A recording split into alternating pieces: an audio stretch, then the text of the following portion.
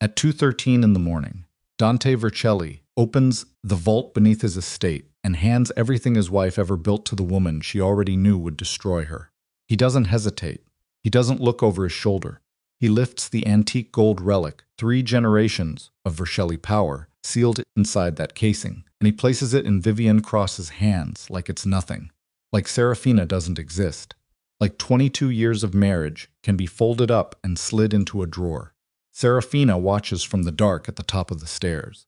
She doesn't move, doesn't breathe loud enough to be heard. She watches her husband cup Vivienne's face with his free hand and say something too quiet to catch, and she watches Vivienne smile the way women smile when they've already won. And then Serafina smiles too, because Dante has just done exactly what she needed him to do. If you've ever stood in the dark, watching someone weigh everything you built and said nothing then, you already understand. Serafina Vercelli, stay with us. Subscribe to this channel so you don't miss what happens next. Hit that like button and drop a comment telling us what city or country you're watching from. I want to see how far this story travels. Because what happens inside the Belladonna estate over the next 72 hours will change everything you think you know about loyalty, power, and the price of being underestimated. Part 1, The Woman in the Dark. The vault door sealed itself at 2:17 a.m. with a sound like a held breath finally released. Serafina stood at the top of the stairs for another full minute after Dante and Vivienne disappeared down the east corridor. Counted her own heartbeats. 63 of them. Then she walked back to the bedroom, sat on the edge of the bed in the dark, and did not sleep. She hadn't slept well in 11 days. That's not since she'd started understanding what was actually happening. The bedroom was large and cold, the way expensive rooms always are, all marble and heavy drapes and furniture that cost more than most people earned in a year. Dante had decorated it before they were married. She'd never changed it because she'd always told herself there would be time for that.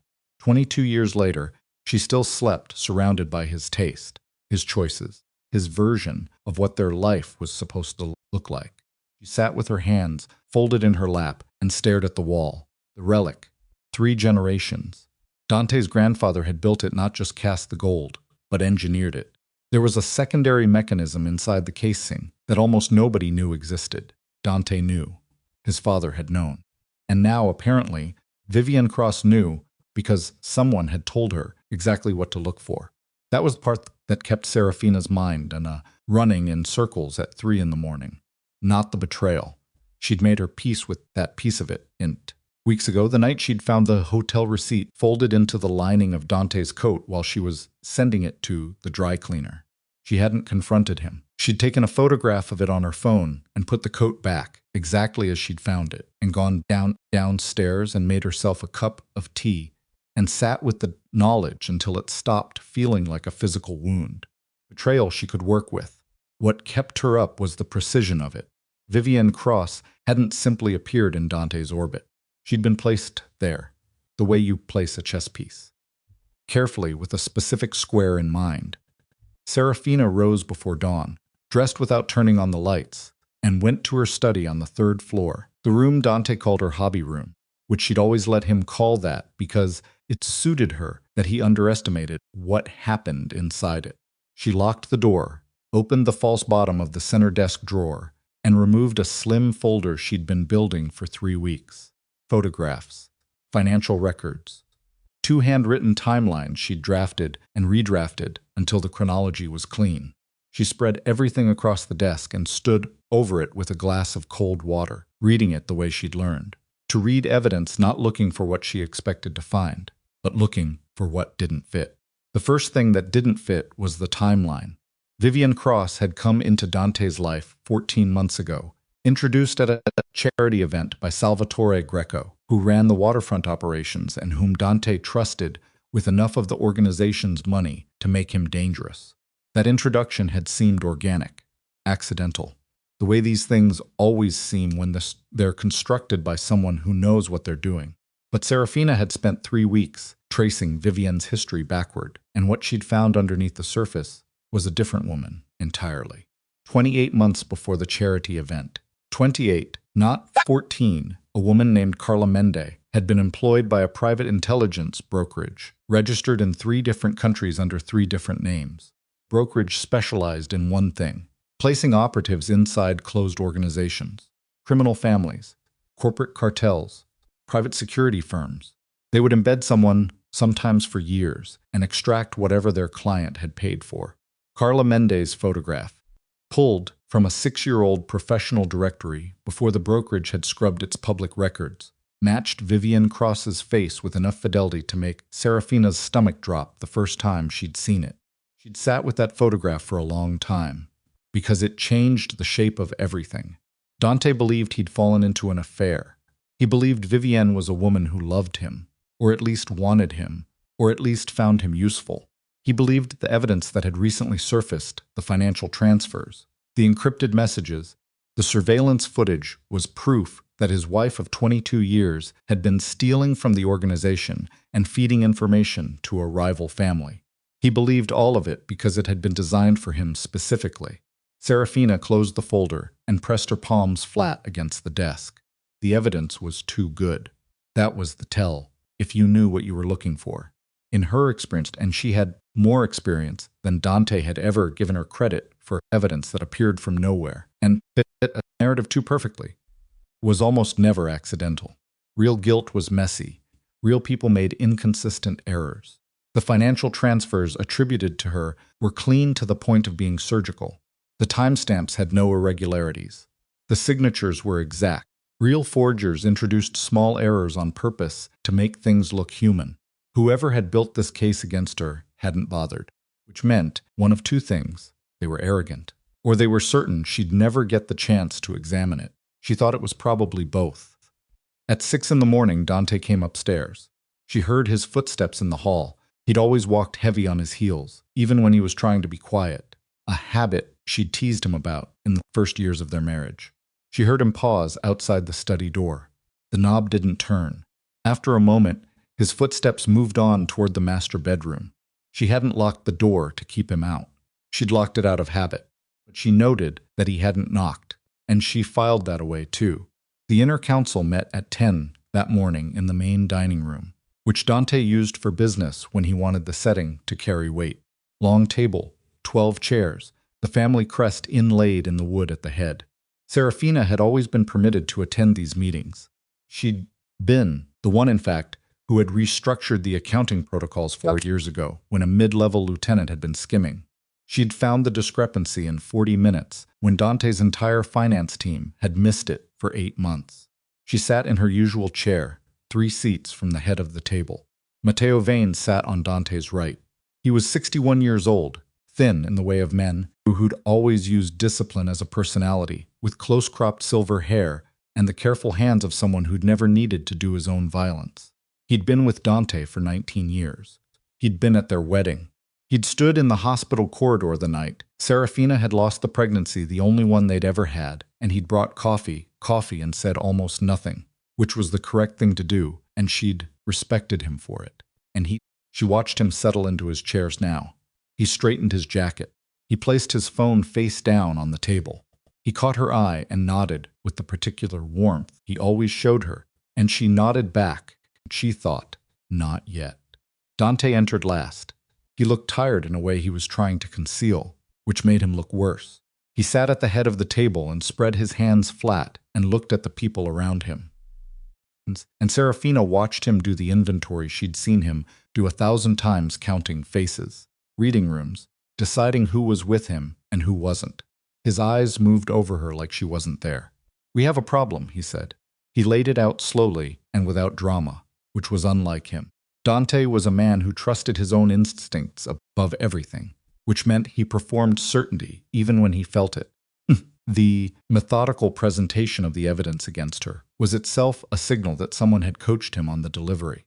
She listened to herself being described as a traitor. She heard the details of transfers she'd supposedly made to the Ferrante family longtime rivals, people Dante had been at war with, on and off, for a decade. She heard about encrypted communications on a device that had apparently been recovered from a property she'd visited 3 times in the past year. She heard about a meeting, allegedly caught on surveillance, between herself and a man she'd never seen in her life. The room was very quiet. Salvatore Greco, across the table, was watching her with an expression she couldn't quite red, not quite satisfaction, but something in that neighborhood. Two of the younger lieutenants were staring at the table. Matteo had his hands folded and his eyes on Dante, perfectly composed. When Dante finished, he looked at her directly for the first time. "Do you want to explain any of this?" he asked.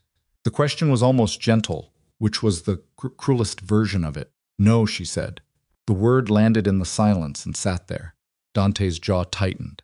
Sarah said no. She kept her voice flat and even. "Not because I can't, but because you've already decided. And having this conversation in front of these men while you've already decided isn't an explanation." "Performance." Salvatore made a sound. Not quite a laugh. Almost. Dante stood up slowly. What happened in the next 4 minutes was the kind of thing that lives in the body, long after the mind has tried to file it away. He said things controlled, deliberate, cutting things that she'd remember not as sentences, but as a specific quality of cold. He told her she was removed from the council. He told her she was removed from any operational knowledge. He said the word traitor once, clearly, in a room with 9 other men. She sat very still and let him say it, because she needed him to believe she was beaten. And because somewhere behind his anger, underneath his certainty, she could see the seam where doubt lived small and half-suppressed, the way he'd always carried the things he wasn't sure of, and she knew that seam was the only place she'd eventually be able to reach him. She left the dining room without being asked to. The estate had 23 rooms on 3 floors, a separate staff building, 2 garages, and grounds that ran to the edge of a ridge overlooking the old city. Serafina had lived there for 16 years. She knew every hallway, every creak, every place where sound carried when it shouldn't. She spent the afternoon in the East Wing, in the sitting room she'd claimed for herself years ago. She read. At least she held a book and turned pages. Her mind was somewhere else entirely. At 4 in the afternoon, her phone buzzed with a message from a number she didn't recognize. He found the second compartment. She read it twice. Then she deleted it, stood up, and moved to the window. The message could only have come from one of 2 people, either someone inside the organization who was beginning to have doubts and wanted to make contact without exposing themselves, or it was a test Dante, or someone acting for him, to see how she'd react to provocation. She considered both options equally. She didn't respond, but the message itself confirmed something she'd only partially understood before. The relic had a second compartment. She knew that much Dante's father had told her about it years ago in one of his rare expansive moods, when he'd had too much wine and felt like being the kind of man who trusted people. He told her it could open, that there was something inside, but he'd never shown her what. She'd filed it as one of those pieces of information that would matter when it mattered, and then it had sat in her mind for 6 years, doing nothing. Until now. Whatever was in that compartment, whatever Vivienne had been sent to retrieve it, was worth engineering an entire conspiracy to obtain. It was worth embedding an operative for over 2 years. It was worth destroying a 22-year marriage and framing an innocent woman and spending what had to be a considerable amount of money on fabricated evidence, which meant it was worth considerably more than money. She needed to know what was inside, and she needed to know it before Vivienne, or whoever Vivienne was working for, had time to use it. Her driver was a man named Enzo Corella, 64 years old, gray-bearded, and in Dante's employ for 15 years, before Serafina had quietly made him hers. She'd done it in the way she did most things, gradually, without announcement, by being consistently reliable and occasionally useful in ways he'd come to depend on. He drove her twice a week at minimum, always the same black car, always waiting in the second garage by 8 in the morning. She called him at 5:30 that afternoon and asked him to meet her on the grounds, away from the security cameras. There was a spot by the east garden wall where the camera coverage had a gap she'd identified 2 years ago and never mentioned. He arrived in 6 minutes, which meant he'd been expecting the call. He stood with his hands in his coat pockets and looked at the ridge and said, before she could begin, "You need to know about the relic." She went very still. "Tell me," she said. He looked uncomfortable in the way of a man carrying something too long. "I drove someone 3 weeks ago. Salvatore Greco's errand. I wasn't told who the passenger was or where exactly we were going. Salvatore's instructions The whole way there I didn't see the face. The screen was up. He paused, exhaled. But when we stopped, there were voices. I heard enough. Enough for what? Enough to know the relic's second compartment has already been accessed. Not recently. Months ago. Whatever was in there. He stopped. Started again. They already have it, Mrs. Vercelli. The one the boss gave to the woman, that's the real one. The thing inside it is already gone. Serafina looked at him for a long moment. Who did they take it to? She asked. Enzo opened his mouth, closed it. His face changed, a shifting, like a man putting down something he'd been holding at arm's length. I don't know a name, but whoever they went to, they weren't a buyer. It wasn't a transaction. It was more like a delivery. A delivery to the person who ordered the whole thing. Stood with that for a moment. Enzo, she said, don't go back to the main house tonight. He looked at her. Take the car. Go to your sister's. Don't contact me directly for at least a week. Use the other number if you need to reach me. She held his gaze. Do you understand what I'm telling you? He understood. She could see it settle over him, the particular weight of comprehension that arrives when someone realizes the danger they're in isn't theoretical anymore. He nodded once, turned up his collar against the late afternoon cold, and walked away without another word. Serafina watched him go. Then she turned back toward the house, and she began thinking very seriously about Matteo Vane. She'd been moving around the edges of the same conclusion for 3 days, approaching it and then pulling back because the implications were enormous, and she wanted to be sure before she let herself be sure. Matteo had been with Dante for 19 years. He knew the organization's architecture better than almost anyone, better than the lieutenants, better than Salvatore, arguably better than Dante himself in certain structural ways, because Matteo was the one who'd helped build the systems rather than inherit them. He was trusted with money, with information, with the kind of knowledge that could dismantle the organization from the inside if it ever fell into hostile hands. He was also, she now understood, the only person in Dante's life who had both the access and the patience to engineer something this elaborate, because the conspiracy she was uncovering wasn't the work of a few months. It was years of careful construction. The brokerage that had recruited Vivian Cross or Carla Mende, or whatever her real name was, had been operating for a long time before this particular commission. Someone had hired them early, planned early, and executed with the kind of patience that most people weren't capable of. Matteo Vane was capable of it. She'd watched him work for nearly 2 decades. He was the most patient man she'd ever met, and his goal, she was increasingly certain, was not money. He was the consigliere. He had access to money already more than he'd ever need. What he didn't have, and had never had, was the throne itself. She thought about the way he'd sat at the table that morning, watching Dante dismantle her, perfectly composed. The way he'd caught her eye and nodded with that careful, familiar warmth. The way he'd said nothing during the entire proceeding, because a man who has engineered a moment doesn't need to speak inside it. He just needs to be present. She went back inside through the side door and climbed the stairs to the 3rd floor and locked herself in her study again. She sat down in front of the folder on her desk. The question was no longer who. The question was what Matteo was planning to do next, and how much time she had before he moved from the long game into something she couldn't survive. Because, if she was right, if the thing inside the relic's second compartment was what she suspected, a consolidated map of every account, every alliance, every transaction that held the organization together, then Matteo didn't just have leverage over Dante. He had leverage over every family that Dante had ever done business with, which meant he didn't need Dante anymore. She opened her desk drawer, removed a second phone, a clean one, unregistered, purchased under a name that didn't exist, and began composing a message to someone she hadn't spoken to in 4 years, someone who owed her a significant debt, someone who worked for the federal government. Outside the window, the sun had fully gone down. The estate lights had come on automatically along the garden paths, casting everything in a cold, precise amber. From 3 floors up, it looked almost peaceful. She finished the message. Read it back. Changed 2 words. Sent it. Then she sat in the silence of her study and thought about the relic downstairs in the vault, the real one, which was not the real one, because she'd had it replaced 4 weeks ago by a craftsman in the old city who'd spent 12 days on the duplicate and charged her twice what she'd expected and not asked a single question. The original was currently in a safe deposit box at a bank in a city 200 miles away, registered under her maiden name. Dante had handed Vivienne a beautiful, perfect, entirely useless reproduction.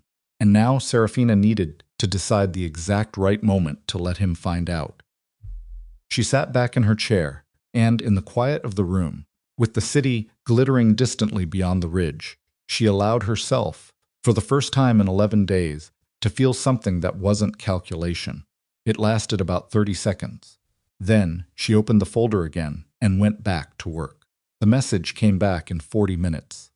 Serafina had been staring at the clean phone, waiting, turning it over in her hands, the way she used to turn over worry stones in the early years of her marriage, when she was still the kind of woman who needed something physical to hold on to. The response when it arrived was brief 4 words and a time. Tomorrow, 11, same place. No name, no signature, no acknowledgement of the 4-year gaps since their last contact. That was how Federal Agent Dana Rice operated, which was part of why Serafina had trusted her once and was prepared to trust her again now. She deleted the message and put the phone back in the false bottom of the drawer. Then she went to bed and slept 4 hours, which was more than she'd managed in a week. Dante was already gone when she came downstairs at 7. She learned this not from him, but from the housekeeper, who mentioned it the way the staff always mention things carefully. The specific blankness of people who understand that information is currency, and they are not wealthy enough to spend it carelessly. His car had left at 6:15. He hadn't said where he was going. She ate breakfast alone, at the small table in the East Kitchen, the one she used when she didn't want the formality of the dining room. Toast, black coffee. She watched the garden through the window and thought about Enzo. At 8:15, her phone, the registered one, the one Dante could access if he wanted to, lit up with a call from a number she recognized as belonging to Salvatore Greco. She let it ring. 3 hours later, standing at the back of a parking garage, on the edge of the old financial district, she faced Dana Rice for the first time in 4 years. Rice looked the same, more or less. She was 53, narrow, with the kind of face that recorded everything, and gave back almost nothing. She was wearing a coat that looked like it belonged to someone else. She always dressed like she was trying to disappear into a crowd she wasn't actually part of. "You look terrible," Rice said. "I've had a difficult week," I heard. Rice glanced toward the garage entrance, an automatic habit. Word moves fast when Dante Vercelli starts making decisions with his emotions instead of his head. Serafina absorbed that. What word, exactly? That he's cleaning house. That something came up about transfers. That his wife is the problem. Rice looked at her evenly. "I don't believe that, for what it's worth. It's worth something. It should be worth more than something, given what I'm risking meeting you here." Rice crossed her arms. "What do you need?" "I need you to run a background on a brokerage." She passed over a folded piece of paper, handwritten, no digital trail. "They operate under 3 registered names. The one I've confirmed is the second. The other 2 are there as well. I need the client list. Not the full list. Just whoever commissioned a placement approximately 28 months ago." Rice took the paper without looking at it. "And in exchange, when I'm ready, I'll give you Matteo Vene." The name landed. Rice was good. Her face didn't move. But Serafina had been reading people for over 2 decades, and she saw the brief, involuntary tightening around the other woman's eyes that meant she already knew the name, had perhaps already suspected something, and was now recalibrating the scale of what she was standing inside. "Vane," Rice repeated. "All of it. Documentation of a conspiracy going back years. Financial architecture, communication record. The mechanism he used to redirect organizational funds without triggering Dante's audit protocols." She paused. "And the identity of the operative he placed inside." Rice looked at her for a long moment without speaking. A car moved through the level below them. The sound of it echoed and then died. "When?" Rice asked. "I don't know yet. Soon. Define soon. Before he moves. He's close to moving." Serafina held her gaze. "I need the brokerage information by tomorrow evening." Rice tucked the paper into her coat pocket. "If this goes the way you're describing, it will. You're going to need protection for yourself. Afterward. Let me worry about afterward." Reese studied her with an expression that was not quite pity and not quite admiration, but existed in the uncomfortable space between the two. You know he's not going to forgive you for going outside. I know. Not Matteo, Dante. Serafina looked at her. I know that too. She drove back to the estate along the long route, the one that took 40 minutes instead of 20, because she needed the time to think. And she couldn't think in a room that Dante or Matteo had access to. The shape of Matteo's plan was becoming clearer, and it was worse than she'd initially understood. He was waiting for her in the main hall when she got back. Not Dante. Matteo. He was standing near the base of the main staircase, with his hands clasped in front of him, in a posture of absolute composure, wearing a dark suit that was too formal for a Tuesday afternoon at the estate. He watched her come through the front door the way a man watches something he has already accounted for. Serafina, he said. The warmth was there, precise and familiar. I was hoping we'd have a chance to speak. She kept walking, slowly, unhurried. She stopped at the bottom of the staircase, close enough that the conversation didn't need to carry. About what? She said. About your situation. He said it gently. I want you to know that what happened yesterday, the way Dante presented things, I had concerns about the approach. It was abrupt. It was public in a way that wasn't necessary. She watched his face carefully. The warmth was engineered, but expertly so, built over years of practice, until the engineering no longer showed. I appreciate you saying that, Matteo. He's under pressure, Matteo continued, as if she'd agreed with a statement she hadn't made. The leaks, the financial irregularities, it's created a situation where he's not thinking clearly. He's reactive. You know how he gets. I know how he gets, she agreed. I want to help you navigate this. He tilted his head slightly. But I need to understand what happened. From your perspective, a pause. Because the evidence is difficult, Serafina. I'm not going to pretend otherwise. She held his gaze for 3 full seconds, which is longer than it sounds. Evidence, she said, is impeccable. Something moved behind his eyes. Very fast. Gone before she could pin it. That's an unusual way to put it. It's an accurate way to put it. She smiled, small and controlled. I looked at what Dante showed the council yesterday. The transfers, the communications, the surveillance, all of it. And the thing that strikes me, Matteo, is that it's exactly right. No inconsistencies, no irregularities. Real evidence has friction in it, has the marks of human error. She let that settle for a moment. This doesn't. Matteo was still watching her. His expression hadn't changed, but the quality of his stillness had a barely perceptible shift in the way he was holding himself, like a man who has identified something he needs to think about. What are you suggesting? He said. Nothing yet. She moved her hand toward the banister. I'm just telling you what I observed, since you asked. She went upstairs and didn't look back. He knew now that she was looking. That was unavoidable. But knowing that she was looking was different from knowing what she'd found. And as long as that gap existed, she had room to work. The problem was that the gap was narrowing faster than she'd planned, because Matteo was not a man who left vulnerabilities open once he'd identified them. 2 hours later, Dante came home. She heard him downstairs, not his voice, but the specific energy of his presence, which she'd learned over 22 years, the way you learn the particular weight of weather before it changes. She stayed in her study and waited. He knocked. She said, "Come in," because she had no reason not to. He opened the door and stood in the frame. He'd loosened the tie and his jacket was gone. And cysts stunned her, and he looked, suddenly, much more like the man she'd married than the one who'd spoken to her yesterday in the dining room. That was its own kind of difficulty. "Where were you this morning?" he asked. "Running errands." She kept her voice neutral. "I wasn't aware I needed to report my movements." "You don't."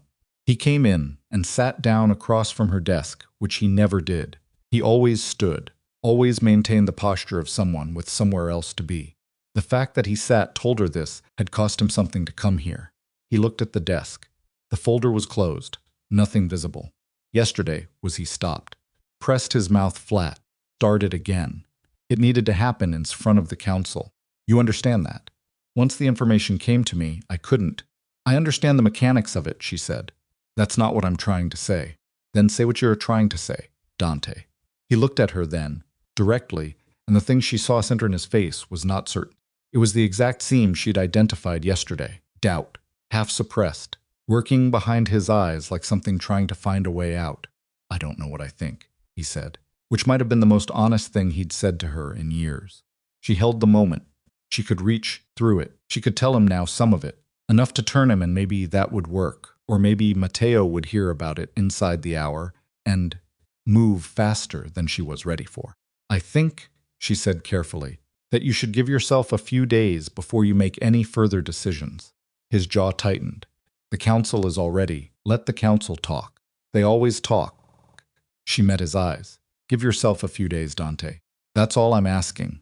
He looked at her for a long time, long enough that she could hear the ventilation system cycling on somewhere in the wall, a faint mechanical sigh.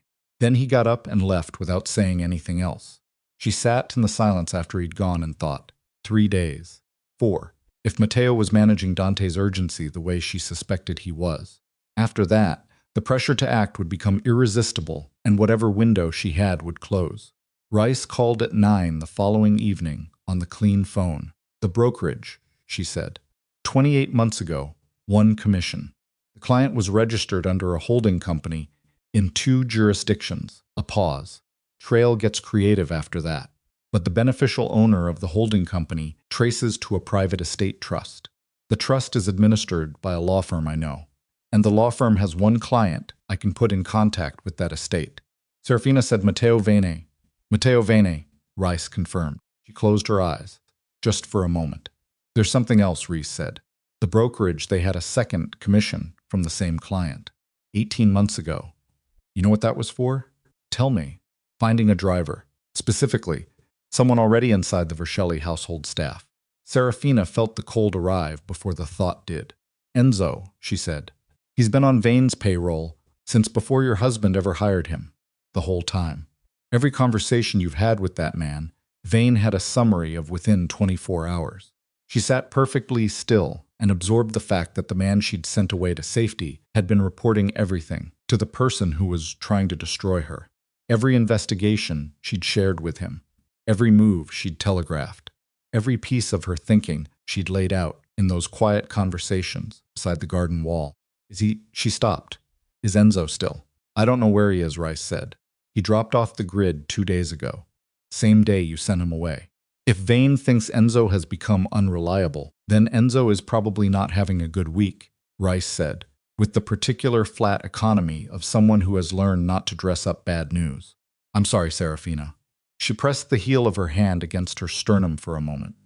A small involuntary gesture she rarely allowed herself. "How much does Vane know?" she asked. "About what I've found. Can't tell you that for certain. But I can tell you this, there was a meeting today. Vane and Salvatore Greco and 2 of the junior lieutenants. I have a source who was adjacent to it. The topic, as best my source could tell, was accelerating a timeline." "Whose timeline?" "Vane's." Serafina stood up from the desk. "He's moving," she said. "Within 72 hours, my source thinks. Maybe less. I'm not ready. I know. I need the documentation consolidated. The full financial architecture, the communication records. I'm still pulling threads. If he moves before I have the complete picture, then you work with what you have," Rice said. There was no apology in it. Just the hard arithmetic of the situation. "What do you need from me?" "I need a recording team. Somewhere I can direct a transmission. Something that can receive what I send and store it immediately, outside any network Vane controls. I can do that. And I need 48 hours. A pause. "I can give you 36. Serafina looked at the wall. Thought about Enzo. Thought about what it meant that every conversation she'd had with him over the past 3 weeks had been fed back to Matteo in real time, the photographs, the timelines, the questions she'd asked, the connections she'd been drawing. Matteo knew more about the state of her investigation than she'd understood. He'd been watching her work this whole time, and he'd let her. Because a woman who believed she was investigating in secret is easier to manage than one who knows she's been seen, which meant her only actual advantage was the relic. Matteo knew she was investigating. He likely suspected she'd found Vivienne's real identity. He might even suspect the federal contact. But the one thing he did not know, the one variable she'd kept entirely to herself, told to nobody, including Enzo, was that the relic Dante had handed Vivienne was a reproduction. She had the original. And whatever Matteo thought was inside it, whatever he'd been working toward for years, he didn't have it yet. He had a copy, a beautiful, perfect, entirely useless copy. 36 hours, she said. All right. She ended the call and set the phone down on the desk. Then she opened the false bottom and removed everything she'd been keeping there, every piece of paper, every photograph, every handwritten note, and sat down on the floor of her study, back against the desk, spread it all around her. She had 36 hours, and she had a gap in Matteo's knowledge, and she had whatever was inside the real relic, which she still hadn't opened because she'd been afraid that opening it would change everything she thought she knew about what she was dealing with. She wasn't afraid of it now. She was past afraid. She was just working. At 2 in the morning, she heard footsteps outside the study door that didn't belong to Dante. Dante's footsteps, she knew. These were lighter, more careful. They stopped outside the door and stayed there for almost a minute, long enough that she rose from the floor and moved silently toward the desk and opened the bottom drawer and removed the small, unregistered firearm she'd kept there for 3 years and never once needed to use.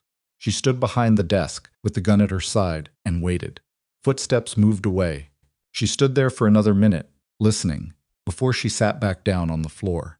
She thought about Vivienne Cross, in whatever room she occupied in this house or in the city, holding a relic that was worth nothing, except as a mirror, a reflection of exactly how much Matteo had underestimated the woman he'd been trying to destroy. She thought about Matteo, accelerating his timeline, confident in the intelligence Enzo had been feeding him, confident in the evidence he'd constructed, confident in the architecture he'd spent years building toward this specific end. She thought about Dante downstairs, sleeping or not sleeping, carrying his doubt like a stone, and he didn't know how to put it. And she thought, 36 hours, 34 now. Picked up the next page of documentation and kept reading. Outside the window, the city lights burned against the dark, indifferent and constant, and somewhere in the old district a clock tower struck 2, and the sound of it rolled across the ridge and through the walls of the Belladonna estate, and Serafina Vercelli sat on the floor of a locked room and built the case that would either save everything or end it, and she did not stop until morning. She found the study door unlocked at dawn. Not broken, not forced. Unlocked, the way a door is unlocked when someone has a key and wants you to know they used it. Serafina stood in the hallway with her hand still on the knob and looked at the gap between the door and the frame and understood immediately that the 34 hours she'd been counting down had just become something much shorter. She pushed the door open slowly. The papers on the floor were undisturbed. The folder on the desk was where she'd left it. The false bottom in the drawer was still closed. Nothing had been taken, nothing rearranged, and that was the point. She understood. This wasn't a search. It was a message. Someone had come in and stood in this room in the dark, while she was somewhere else in the house, and somewhere else in the house and left without taking anything. Because what they wanted her to know was not what they'd found.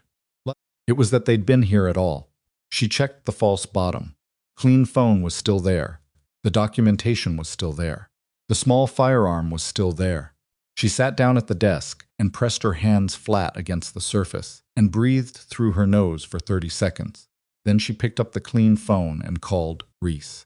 "Someone was in my study last night," she said when Rice picked up. A pause. "Did they take anything?" "No, then they wanted you rattled." "I know what they wanted." She kept her voice down. "I need to move the timeline. I can't wait 36 hours. Serafina, I know what I said. I'm telling you it's changed." She looked at the window, the early gray light coming through the glass. "When can you have the receiving infrastructure in place?" Reese was quiet for a moment, the kind of quiet that means calculation rather than hesitation. 6 hours, maybe 5 if I push. Push. She ended the call and sat for another moment. Then she rose, went to the window, and looked out at the grounds below. The garden was empty in the early light. Frost on the grass, the amber estate lights, still burning along the paths, unnecessary now in the growing dawn. There was a car she didn't recognize parked at the far edge of the second drive. It had been there when she'd looked out at 3 in the morning. She'd noted it then and dismissed it as a staff vehicle she didn't know. Now, looking at it again with different eyes, she understood it had probably been there all night, and the person inside it had probably not been sleeping. She was being watched from the outside, while someone had access to the inside. The geometry of it clarified everything. This wasn't Matteo simply accelerating. This was Matteo completing the encirclement. He'd been patient for years, and now he was done being patient, and the walls were closing with a speed that the slow architecture of his planning had never suggested was possible. She needed to move, and she needed to move in a way that looked like she wasn't moving. Dante was at the breakfast table when she came downstairs. He had coffee and a newspaper he wasn't reading. And when she walked in, he looked up with the particular expression of a man who has been rehearsing something and isn't sure yet whether to deliver it. She sat across from him and poured coffee and waited. "I spoke to Matteo last night," he said. "About what?" "About you." He set the newspaper down. "About the timeline for the council's decision on your situation." She held her coffee and said nothing. "He thinks we need to move faster," Dante said. "He's concerned that, leaving things unresolved, is creating uncertainty in the organization.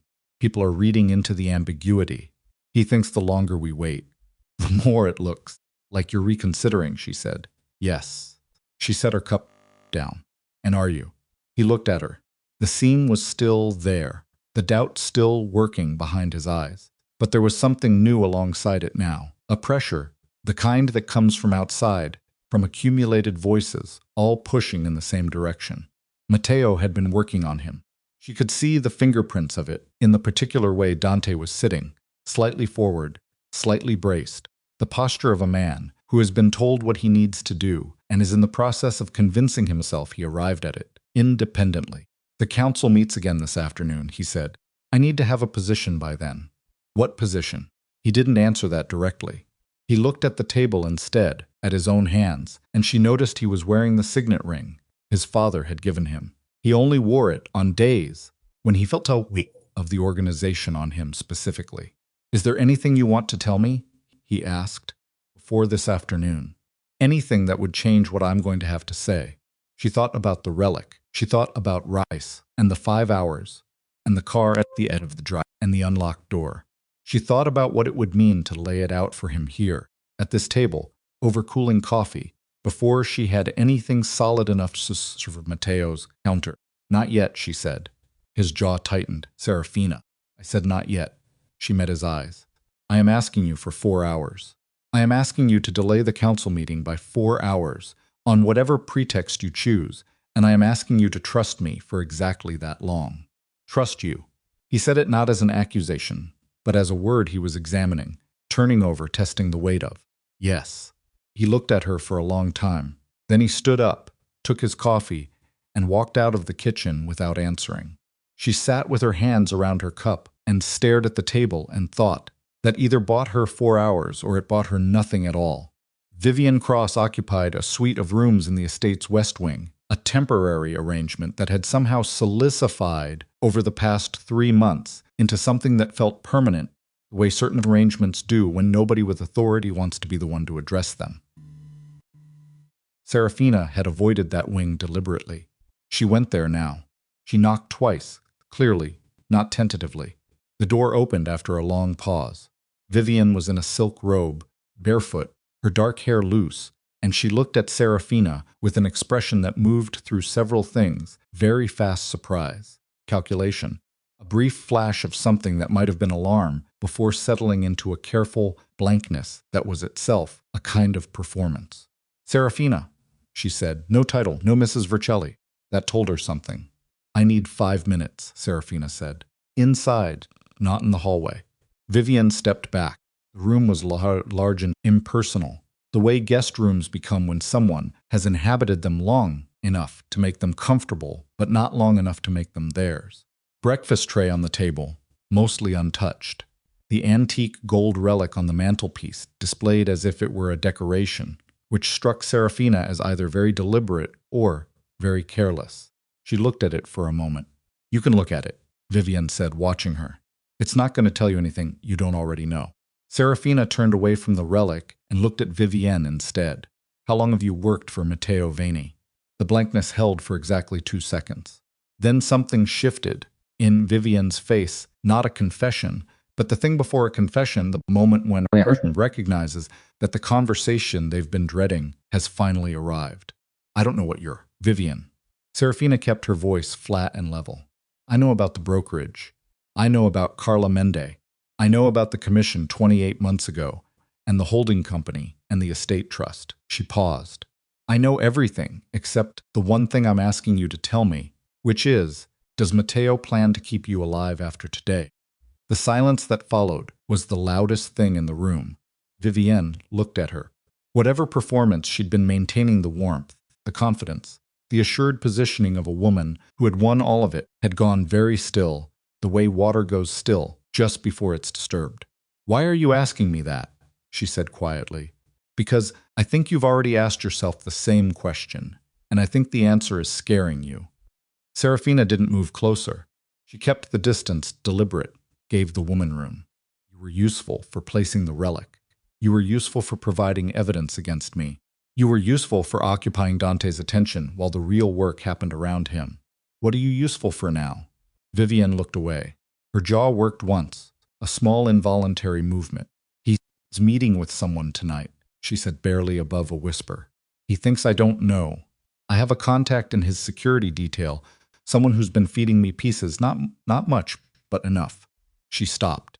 The meeting is with the Ferrante family, the rivals, the ones the evidence supposedly connects you to. Serafina absorbed this. The Ferrantes. Dante's decade-long war on that particular front. He's brokering something, Vivienne continued. I don't know the terms. The way my contact described the preparation, it's not a negotiation meeting. It's a handoff. She looked back at Serafina, and if he's handing off to the Ferrantes, then Dante becomes redundant, and anyone connected to Dante becomes a liability.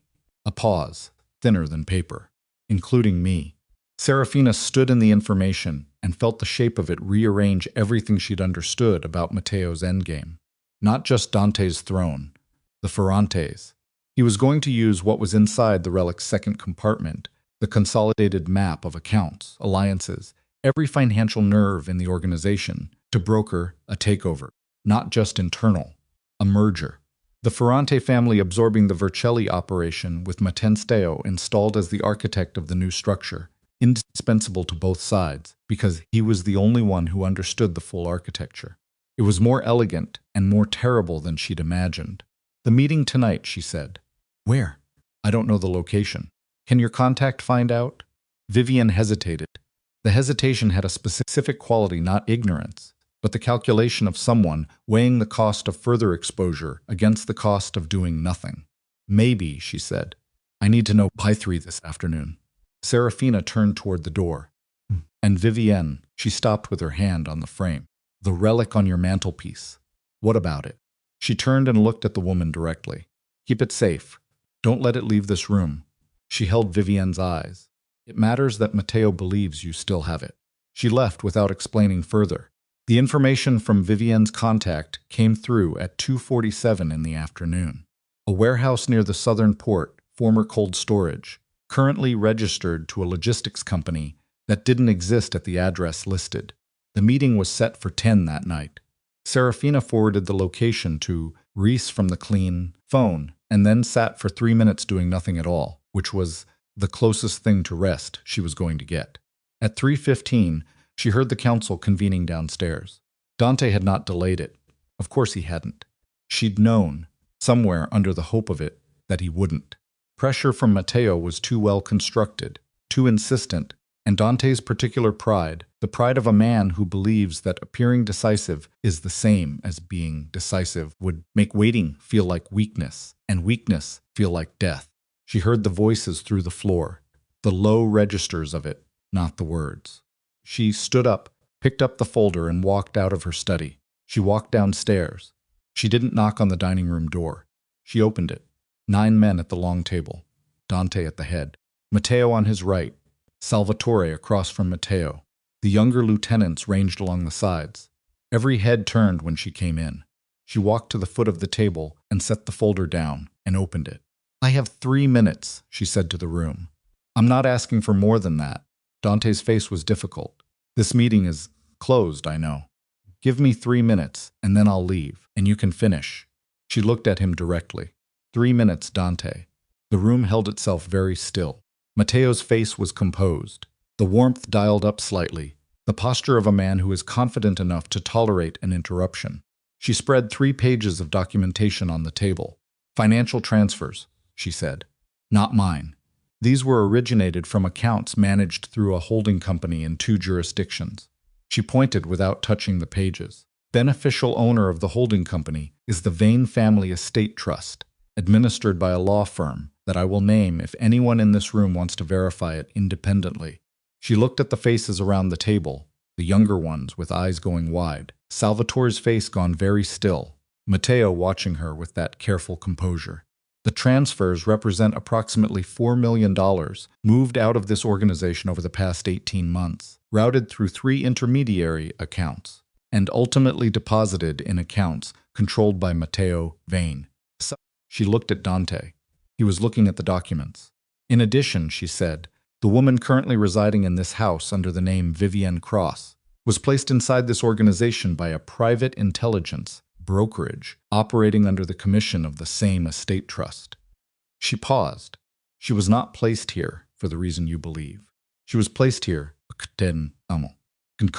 to obtain the relic, because whoever controls the information inside that relic controls the financial architecture of every major alliance this organization has built in the past 20 years. The room was completely silent. 3 minutes, Matteo said. His voice was very calm. You've had them. She looked at him. Yes, she said. I have. She gathered the 3 pages. She did not leave them on the table. That was deliberate, and turned to walk out. Those documents, Matteo said, could have been fabricated by anyone with the right resources and sufficient motive. The warmth was gone now, fully. Just the voice, precise and cold. A woman facing expulsion from the council has considerable motive. Stopped at the door. They could have been, she agreed, without turning around. That's why I didn't bring the originals. She looked back over her shoulder at the table, at Dante, at the 9 men who would decide everything in the next 24 hours. I have the originals, and I have more. And by tomorrow morning, every one of you is going to understand exactly how long you've all been sitting at a table with the person who was planning to sell this organization to the Ferrante family. She saw it land not on Matteo, whose face remained controlled, but on the younger lieutenants, whose eyes moved involuntarily to the man on Dante's right. Small motion, barely perceptible, the instinctive turning of attention that happens when a name strikes close to something a person has privately wondered. She walked out. She was back in her study for 11 minutes before Matteo came. He didn't knock. He used the key. She heard the lock disengage, and he walked in and closed the door behind him and stood against it, with his arms loose at his sides. And the man who walked in was not the man she'd navigated around for 19 years. The warmth was gone. The composure was still there, but differently. So now, stripped of its social function, purely mechanical. That was a mistake, he said. Which part? Any of it. All of it. He looked at her with an expression she'd never seen from him before, because she'd never had a reason to see it, something flat and final. Those 3 pages aren't enough. You know they're not enough. I know. And you don't have what you think you have. He moved slightly away from the door, not toward her, just adjusting his position in the room. The documentation you've been building. Enzo gave me a very clear picture of where you were 3 days ago. You're missing the architectural core, the accounts, the communication structure, the full records. Without those, what you have is suggestive, not definitive.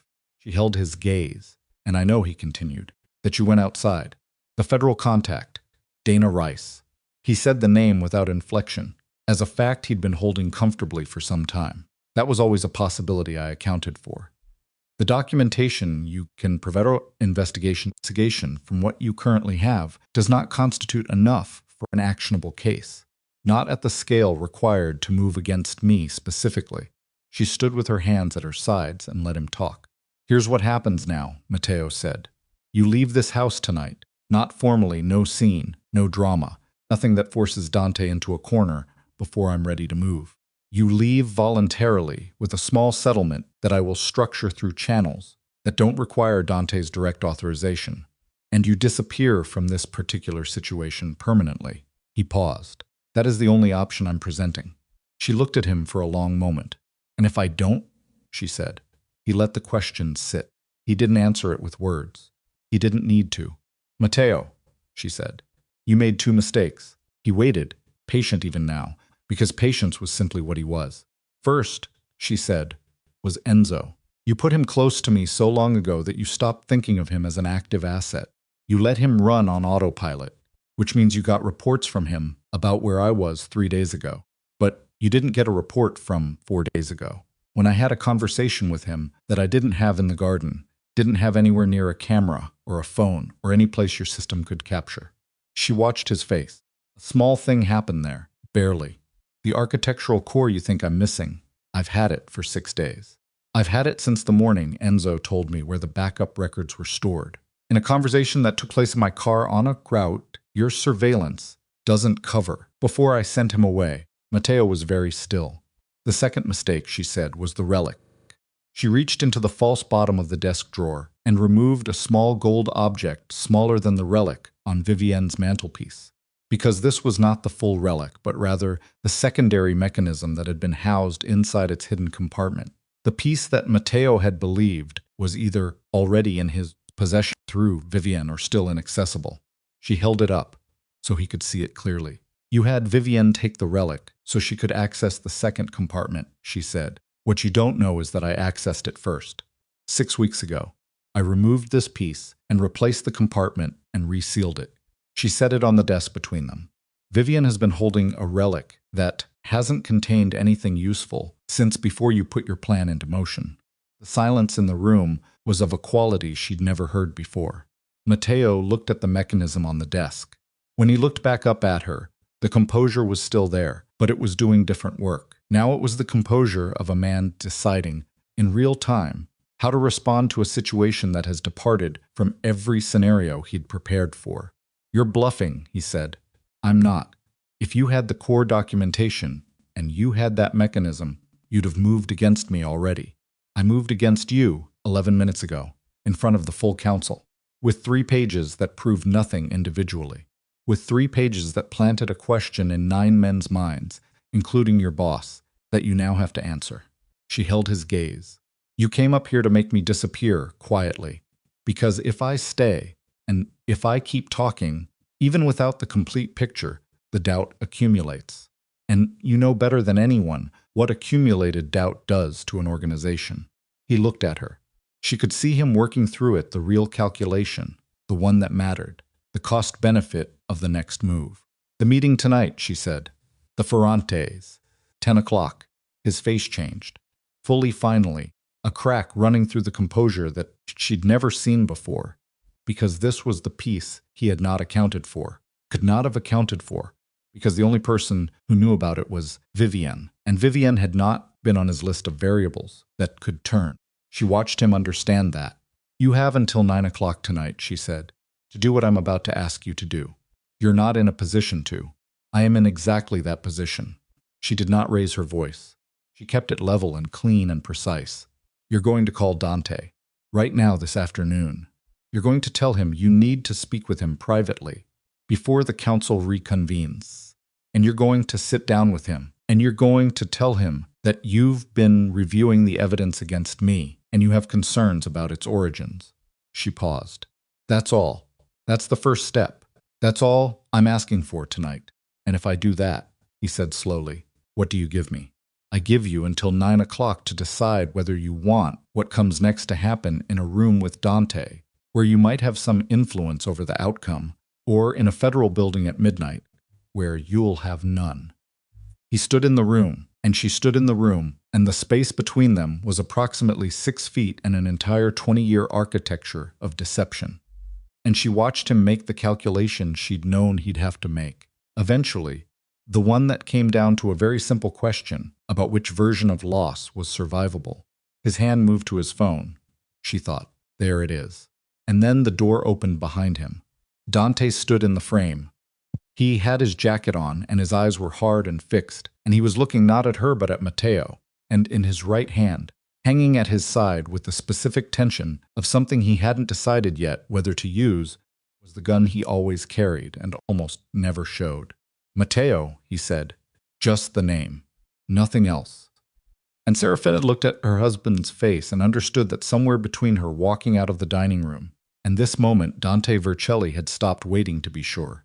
He stood there with the gun at his side, and his eyes on Matteo, and the silence in the room had the specific quality of a mechanism that has been wound too tight for too long, and is now one small movement away from releasing everything at once. Serafina could see the tension in his forearm, the way his knuckles had gone pale around the grip, the particular stillness of a man who has passed through anger and come out somewhere colder on the other side. Matteo turned to face him. Slowly, he didn't raise his hands. He didn't step back. He stood with the careful composure of a man who has spent 61 years learning how to inhabit dangerous rooms. And he looked at Dante with an expression that was still trying to find a version of control it could exercise. "Dante," he said. The warmth was gone. What replaced it was something more fundamental, the register of a man speaking to another man he has known for 19 years and is now trying to read at speed. "Whatever you've heard, I've heard enough." Dante's voice was flat, not loud. Flat in the way of something that has been compressed, down past the point where volume means anything. "You've heard her version," Matteo said. "You walked past a closed door and heard a portion of a conversation, and you're drawing conclusions from. I've been standing outside that door for 6 minutes, Dante said. The room went completely still. Serafina had not known that. She looked at her husband and recalculated everything about the last 6 minutes. Every word she'd said, every word Matteo had said, and understood that Dante had heard all of it. Brokerage, the holding company, the federal contact, the mechanism on the desk, the meeting with the Ferrantes at 10 o'clock, all of it. Matteo's understood it in the same moment she did. She saw it move across his face, the first genuine fracture in 19 years of constructed composure, a hairline crack running through the foundation. Dante, the Ferrante family. Dante said it slowly, like he was testing the weight of each word separately. You were going to sell my organization to the Ferrante family. That is not what. Don't. The word came out with a force that was physical, that pushed air. Dante moved into the room, not fast, but with the inexorable quality of something that has decided on its direction. Don't stand in my house and tell me what it's not. Matteo's hand moved toward his jacket. Dante raised the gun. The room froze. Serafina didn't breathe. She stood behind the desk with the mechanism in her hand and watched the two men, the one who had built Empire and the one who had helped him build it and then spent years tunneling beneath the foundation, face each other. Across 8 feet of floor in the study where she'd spent 11 nights, building a case that had just been overtaken by something rawer and more immediate than any documentation. Take your hand away from your jacket, Dante said. Matteo took his hand away. Sit down. Matteo sat in the chair across the desk. The chair Dante himself had sat in 2 days ago when he'd asked her if there was anything she wanted to tell him. She registered that symmetry and filed it away. Dante looked at her for the first time since entering the room. His eyes moved to the mechanism she was holding, a small gold piece from the relic's second compartment, and something moved across his face that she couldn't fully name, not surprise, but a reckoning. The expression of a man who is assembling a picture he didn't know he was missing pieces of. How long have you had that? He asked. 6 weeks, she said. He absorbed that, nodded once slowly, and the documentation. Everything you told him. It exists. All of it. He looked at Matteo. You put a woman in my house, he said. The flatness of his voice had acquired an edge, the way cold metal acquires an edge. You put her in my bed. Matteo said nothing. Look at me, Dante said. Matteo looked at him. You put her in my bed, and you used her to get to the relic, and you built a case against my wife, and you were going to hand everything my father built and everything I built to the Ferrante family. He paused. Each sentence arrived separately, like charges being read. And you were going to do all of it, from the chair on my right side, at my table in my house. Dante. Matteo's voice had changed. The composure was still there, but it had become a different kind of composure, not control, but the specific stillness of a man who is making a decision about how to survive the next 10 minutes. Given you 19 years. You gave yourself 19 years. Built systems that kept this organization alive. Don't. Dante's hand tightened on the gun. Don't tell me what you built. I know what you built. I was there. He stepped closer. And I know what you were taking apart. I just didn't know who was doing it. Serafina said Dante. He looked at her. We need him to confess, she said. In front of the full council. Tonight before the Ferrante meeting, that is the only version of this that ends without the organization tearing itself apart over what gets said afterward. She held his gaze. If you deal with him privately, right now, in this room, half the council will spend the next 5 years wondering if what I brought downstairs this afternoon was real, or if you manufactured a reason to remove him. And Matteo's allies, Salvatore, the 2 junior lieutenants who were in that meeting he called yesterday, will spend those same 5 years building something you can't see. Dante stared at her. You need the confession, she said. Public, witnessed, documented. The gun didn't waver. She could see him, thinking the calculation running behind his eyes, the specific difficulty of a man whose instinct is to solve problems immediately and physically, being asked to solve this one slowly and strategically. And you think he'll confess, Dante said. She looked at Matteo. He'll confess because the alternative is worse. Matteo was looking at her now with an expression she'd never expected to see from him, not hatred, which she'd have understood, but something closer to a professional acknowledgement. The recognition one operator extends to another when the game has been conclusively won. What's the alternative? Dante asked, not to Serafina but to Matteo directly. Matteo was quiet for a long moment. Then he said, She has the documentation, Dante. She has all of it. If I don't confess in front of your council tonight, she has an active federal contact who receives everything she's compiled by midnight. That case is actionable. Every name in your organization's financial architecture goes into a federal database by morning. He said it evenly, without self-pity. If I confess tonight, the federal case goes away. She trades it for the confession. Dante looked at Serafina. True? Yes, she said. You'd burn the whole organization to get the confession. I'd burn it to clear my name, she said. The organization surviving is a consequence of you, giving me a reason to stop. Another silence. Dante exhaled through his nose, a long, controlled breath, and she could see him adjusting, absorbing the new reality, with the speed that had always been one of his genuine qualities. The ability to take in information that upended his understanding and keep functioning. Get downstairs, he said to Matteo. I'm calling the council back in 20 minutes. Council room had a different quality the second time she entered it that afternoon. The 9 men who reassembled around the long table carried the charge of the first meeting, still in their bodies the questions she'd planted, the names she'd said, the look that had moved around the table when she'd walked out. They settled into their chairs with the careful attention of people who understand that whatever is about to happen will require them to make choices they'll be living with for a long time. Matteo sat where Dante directed him to sit, not on the right side, not the consigliere's position. Across the table, in the middle, in the chair of someone being looked at rather than consulted. Dante stood at the head of the table. Serafina sat 3 seats down on the left side, where she could see every face in the room. Dante spoke for 4 minutes without stopping, which was unusual for him. He was a man of short sentences, instinctive rather than elaborate. He laid out what he'd heard, what he knew. He named Matteo directly, clearly, in front of 9 men who had all spent years understanding Matteo Veni as the immovable architecture of the organization.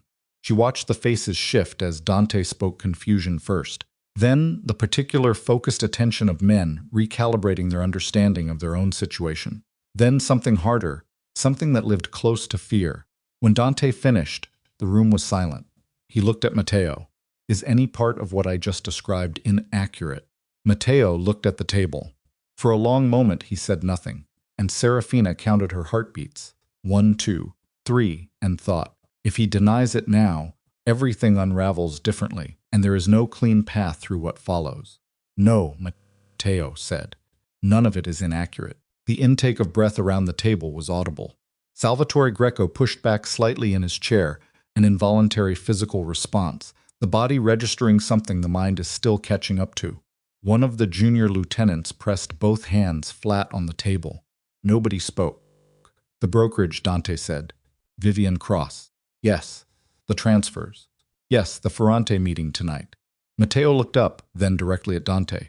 Directly, not around the room or at the table, but at the man he'd sat beside for 19 years. And what Serafina saw in his face was not remorse.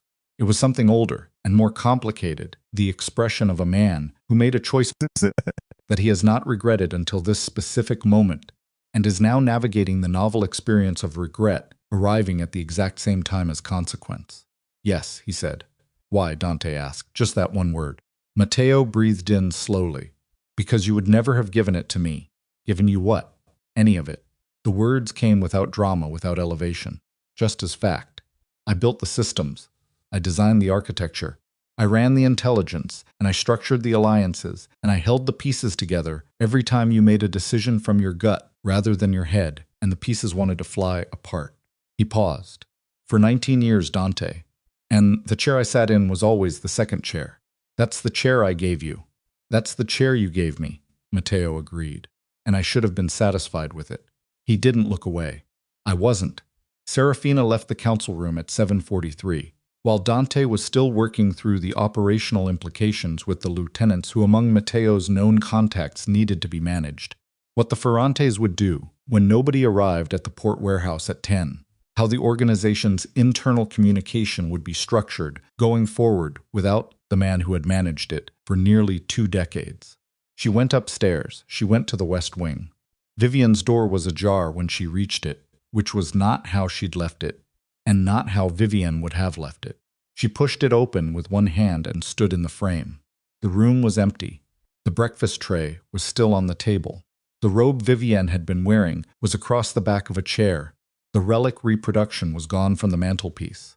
Serafina stood in the empty room and thought through the timeline, the council meeting, the confession, 40 minutes during which every security resource in the estate had been oriented toward the dining room and operational crisis unfolding inside it. Vivian had used those 40 minutes. The question was whether she'd used them on her own initiative, because she'd recognized that the encirclement was complete and the only move left was to run, or whether someone... Serafina's clean phone buzzed. She answered without checking the number, because she knew. Came to us, Reese said.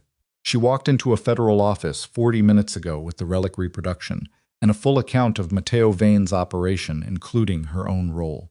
She's asking for witness protection. Is she going to get it? She's going to get a conversation. A pause. She also gave us something else. Something she says she's been holding for 2 years, without understanding what to do with it. Tell me. The assassination of Dante's father. Rice's voice was careful the way it got when she was delivering something that had structural implications. 3 years before the old man died of what was documented as a cardiac event, Matteo commissioned a pharmacological consultation, a specialist in cardiac compounds, untraceable at standard autopsy. The pause that followed was less than a second, but felt longer. Vivian found the documentation in Matteo's personal files 18 months ago. She held it because she thought it was insurance. Serafina stood in the empty room, with the phone against her ear, and the robe across the chair, and the rectangular shadow on the mantelpiece, where the relic had been, and she thought about Dante's father, the man, who had told her about the relics. Second compartment over wine. The man who had been difficult and brilliant, and occasionally cruel, in the specific way of men who confuse capability with license. And she thought about Dante and what this information would do to him, and whether it would be a wound he could carry or a wound that would hollow him out entirely. I need that documentation, she said. It's been entered into evidence. I need a copy. Serafina. Dana, she almost never used the first name. I need to be the one who tells him. Not a federal notification. Not a court document. Me. She pressed her palm against the wall. Give me that. A long pause. Long enough to mean something. I'll send it to the clean phone, Rice said. An hour. The document arrived in 53 minutes. She read it twice standing in the east garden, with the cold coming off the ridge, and the estate lights burning amber along the paths, and the city glittering below. She read it a third time, because the first 2 hadn't made it feel any more real, which was not a problem of comprehension, but a problem of magnitude the way certain facts resist absorption, not because they're incomprehensible, but because absorbing them means the world is a different shape than you understood it to be. Matteo had killed Dante's father. 19 years of loyalty, service, grief performed at gravesides. 19 years of being the steady presence while Dante inherited and expanded and protected what his father built. And at the foundation of all of it A quiet murder, a paid consultation, a cardiac event that had been engineered rather than suffered. She went back inside. Dante was in the main sitting room, alone when she found him. Counsel had dispersed. Matteo had been secured, two of the most reliable men in the organization, stationed outside the room where he was being held, while legal and operational decisions got made. The house had the exhausted quality of a space where something enormous has just concluded its first stage, and everyone involved is trying to determine what the second stage requires of them. Dante looked up when she came in. He had a glass of something he hadn't drunk, and the expression of a man sitting inside the specific silence that follows an earthquake, the ringing aftermath, when the ground has stopped but the body hasn't registered it yet. She sat down across from him. She set the phone on the table between them with the document open on the screen. He looked at the phone, then at her. "What is this?" he said. "Came from Vivienne," she said. "She had it for 18 months. She held his gaze. "Read it before I explain anything. Read it completely." He picked up the phone. She watched him read.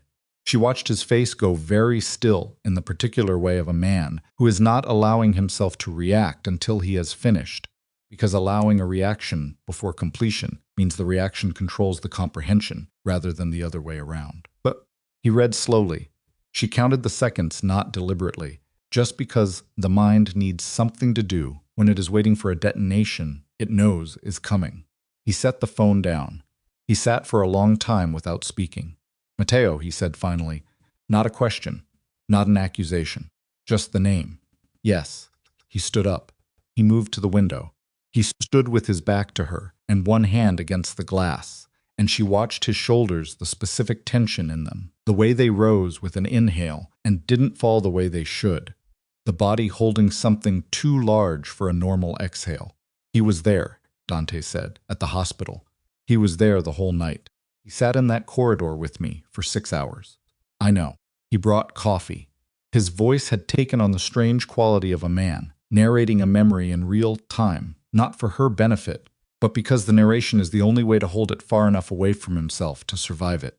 "He sat there the whole night, and he stopped, started again. He looked me in the eye, Dante. He looked me in the eye at the funeral. His hand on the glass had become a fist, not violent, contained. He gave the eulogy." "Dante," she rose from the chair. "He gave the eulogy," he said again, like the sentence was a room he'd walked into and couldn't find the door out of. She crossed the room and stood beside him. Not touching, she didn't reach for him, didn't offer the physical consolation that would have felt both necessary and insufficient. She just stood beside him at the window with the city below and the night pressing against the glass. After a while, his fist opened. His hand flattened against the glass again. "Confession tonight," he said. "In front of the council." "Yes." He confessed to everything else. His voice had come down to almost nothing. He didn't confess to this. No. He doesn't know Vivienne had the documentation. He doesn't know yet. She felt in process that the weight of a man deciding how to carry a new understanding of the last 19 years of his life, how to hold the knowledge that the organization his father had built and left to him had a murder at the base of its recent history, and that the murder had been invisible because the man who committed it was also the man who helped him grieve. "Tomorrow," Dante said, in front of the council. "He answers for this too." "Yes." "All of it." "Yes." He turned from the window. His face had the look of something resolved, but resolved in the way of stone, rather than relief hard. Permanent, not at peace. He looked at her directly, the way he hadn't looked at her in weeks. Should have. He stopped. "Don't," she said. "Serafina, not tonight." She held his gaze. "There is too much of tonight still left. Don't start that conversation now." He held her gaze for a long moment. Then he nodded once, a small and exhausted motion that carried something she hadn't seen from him in a very long time, not deference, not defeat, but the specific gravity of a man who has finally stopped knowing better than everyone in the room. Her phone buzzed, the clean one, from her jacket pocket. She glanced at it. A message from Rice, Port Warehouse. 2 of Matteo's security men just arrived. They're waiting for him. They don't know yet. She showed Dante the message. He read it. His jaw tightened. "How many men do you need?" "I don't need men," she said. "I need a transmission. I need whatever Mateo's security team says when they realize he's not coming to be recorded and sent to every Ferrante contact in the federal database before midnight. She looked at him. Rice can do that from the outside if we give her the signal. But someone needs to be at the warehouse to get the conversation on record. I'll go, he said. Dante, I'll go. He picked up his jacket from the back of the chair. Not with men. Alone. I'll get what you need. He looked at her once more, and in his face was the exhausted, stripped-back look of a man who has lost the version of himself he was this morning and hasn't yet decided who replaces him. Stay here. Whatever happens at the warehouse, you stay here, and you make sure Mateo is still in that room when I get back. She looked at him. Don't argue with me on this one, he said. Please. She held the please in her mind for a moment, the rarity of it, from him in this house. Don't get killed, she said. He almost smiled. It didn't reach anything, but it was there, briefly, the ghost of the expression, and then he was through the door, and she could hear his footsteps on the stairs. Heavy on his heels the way they always were. Stood sitting room with the amber lights and the city below and the clean phone in her hand and thought, 22 years, and it comes down to a warehouse at the port and a man walking into it alone because asking for help is still the thing he can't do, and the woman who knows everything about the empire he's built, standing in a room she didn't decorate, waiting to find out if he comes back. She pressed Rice's number. He's going to the warehouse, she said. Alone. I need your team in position by 9:30. 40 minutes. I know. Serafina. If he walks in there alone and Mateo's men are already spooked. He knows the risk. She moved to the window. Get your team in position. The moment he has something on record, I'm transmitting the full documentation package. Everything. The accounts, the communication structure, the assassination documentation, all of it goes to your database simultaneously. And Mateo?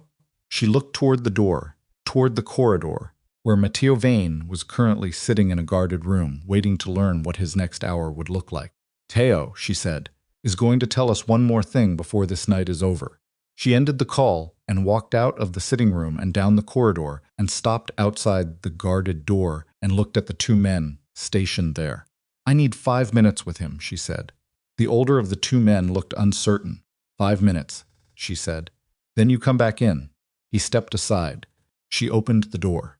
Mateo was seated at the small table in the center of the room, jacket off, tie loosened, his composure rebuilt to about 70% of its usual architecture, enough to function, not enough to conceal the work it was taking. He looked up when she entered. Did he read it? Mateo asked. He already knew about the document. She could see it in his face, the knowledge that the last piece had surfaced. The one he'd spent 2 years hoping Vivienne had destroyed or forgotten. He read it, she said. Mateo nodded. Something moved behind his eyes that she couldn't entirely categorize. Not regret.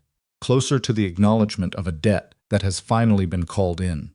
Tomorrow morning, she said, in front of the full council, you confess to the assassination. In your own words, without legal counsel present on record. And if I don't? She looked at him with the particular patience of someone who has already run the calculation. Then the federal documentation goes public tonight, which implicates not just you but every person in this organization whose name appears in the financial records, which is all of them. She paused. You spent 19 years protecting these men's livelihoods, Mateo. Even if that protection was self-serving, it was real. Give them the version of this where they have a chance to survive it. He sat with that. Outside, she could hear the settling into the particular silence of late evening. The staff moving through their routines, unaware of what had broken open in this house today, and was still, even now, not finished breaking. There's one more thing, Mateo said. She waited. Dante's father knew, he said, at the end, in the last days. He looked at her steadily. He knew what I was planning. Not the details, but the shape of it. He called me in, and he told me he'd decided to give Dante the organization with a restructured council, reduced central authority. No single consigliere position.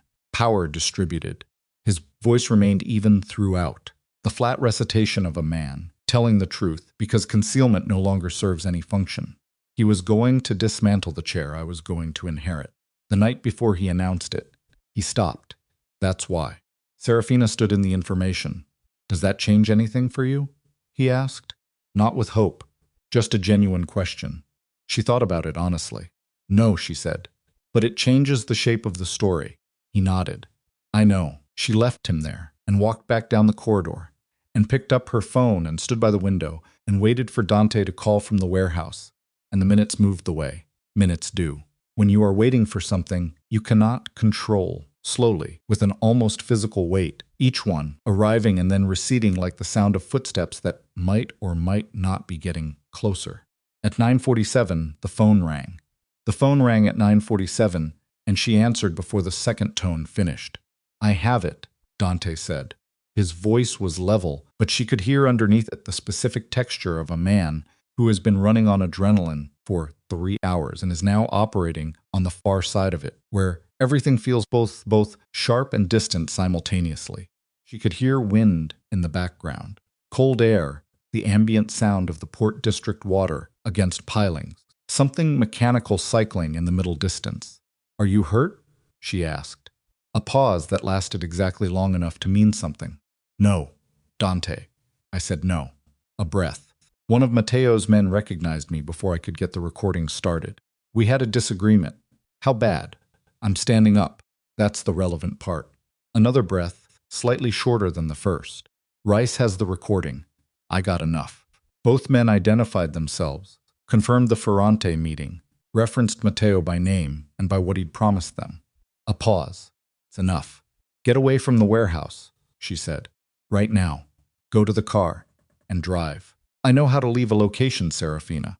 I know you do. Go anyway. She heard movement footsteps on wet concrete, a door, the change in ambient sound that meant he was enclosed again. She held the phone and waited until she heard the car start. I'm sending the package to Reese now, she said.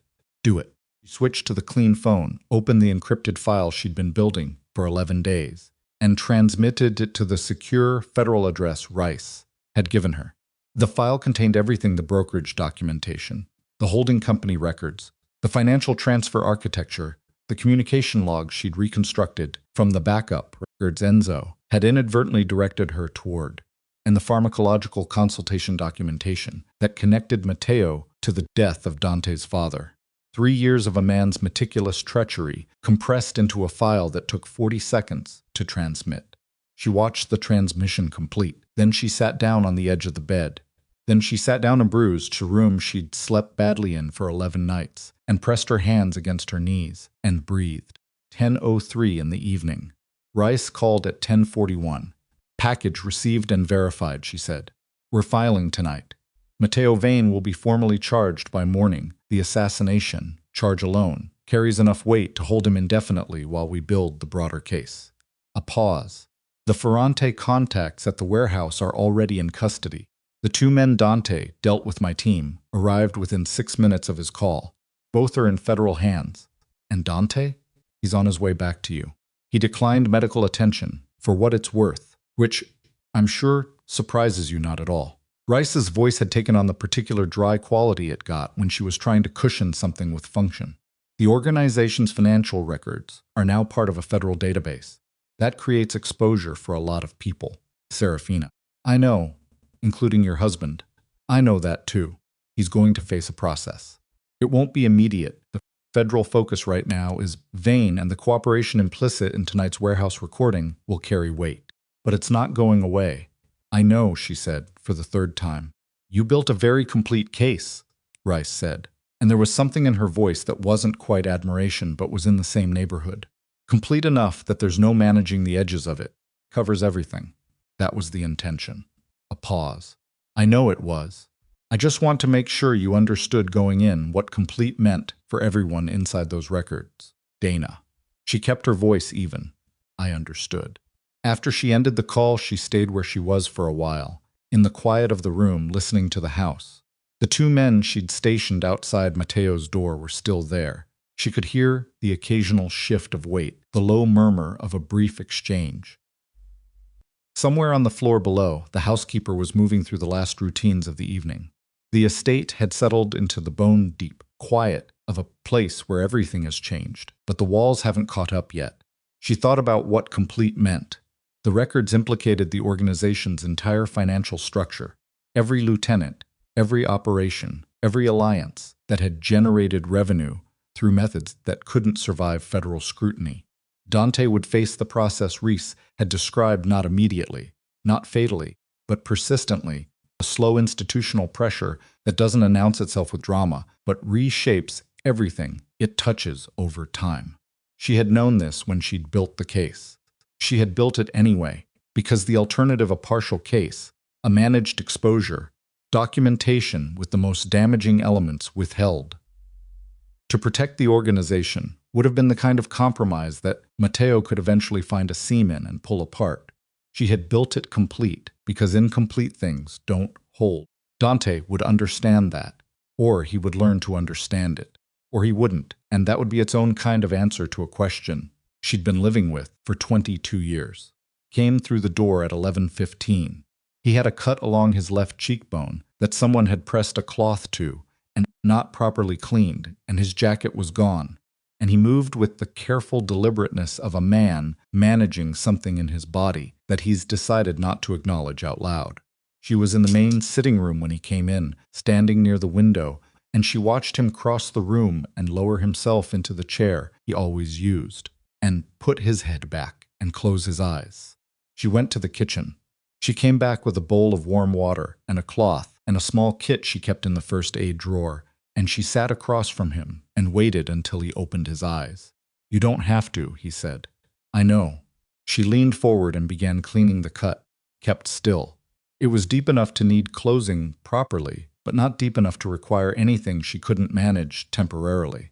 She worked without speaking for a while, the cloth moving in small, deliberate strokes, and he sat with his eyes open now, watching the ceiling rather than her face.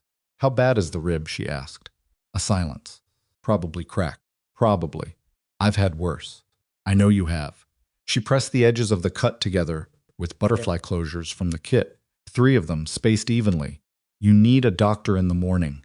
"In the morning," he agreed, which meant he would not argue about it tonight. She sat back. She set the bowl and cloth on the side table. She looked at him at the cut and the pallor underneath his usual color, and the way he was holding himself slightly sideways in the chair, protecting the rib without acknowledging the protection. "The transmission went through," she said. "Rice has everything. Formal charges by morning." He nodded. "The Ferrante contacts are in federal custody." Another nod. "Dante."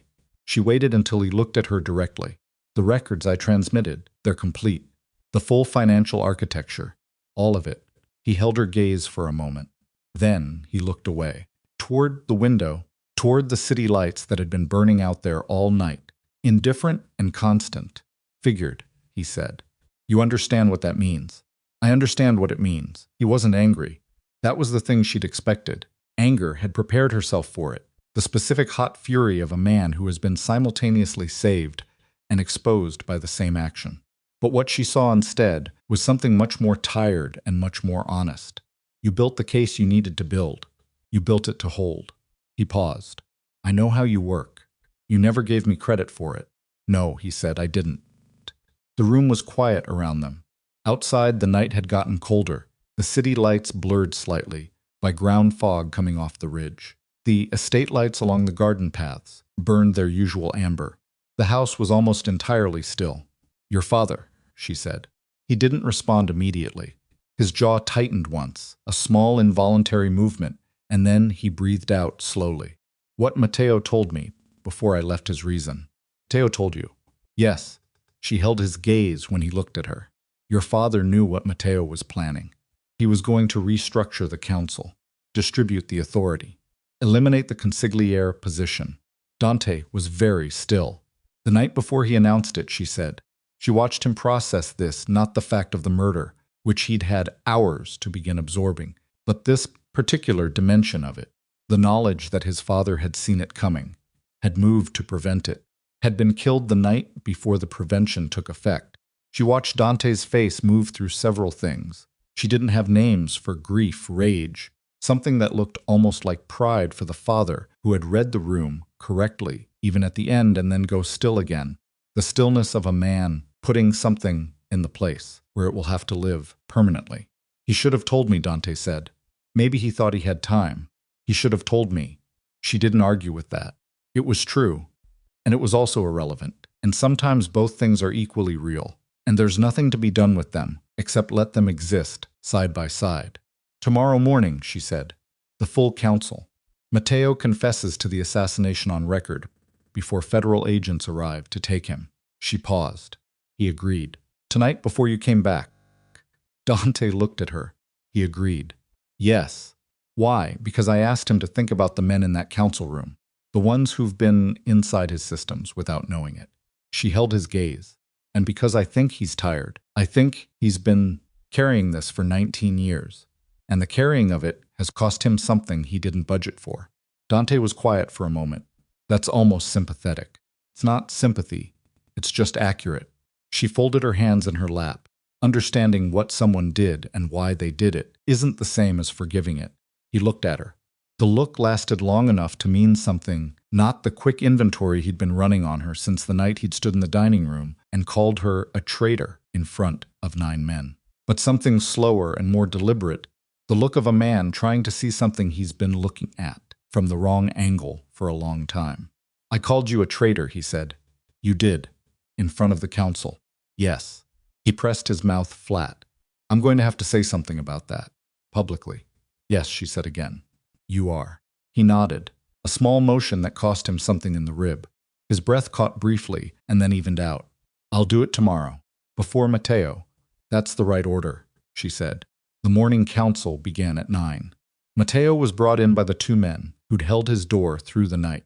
He sat where Dante directed him, the same chair as yesterday afternoon. The chair in the middle, and he looked older in the morning light than he'd looked the night before. The architecture of his composure reduced to its essential supports, enough to sit upright and speak clearly, but no more than that. Dante stood at the head of the table.